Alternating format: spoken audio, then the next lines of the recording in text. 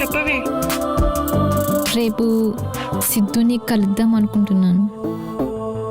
అవునా? సరే సరే.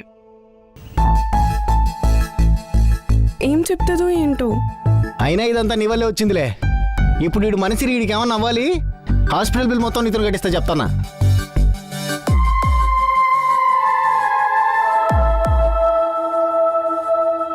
రే బావా, అమ్మాయి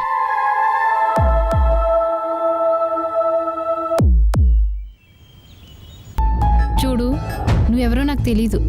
నేనేంటో, నా చుట్టూ ఉన్న మనుషులేంటో నీకు పూర్తిగా తెలీదు. అసలు నేను ఏ అబ్బాయి గురించి ఇలా ఆలోచించింది కూడా లేదు. చాందిని, అది ఇప్పటిదాకా జరిగింది చాలు.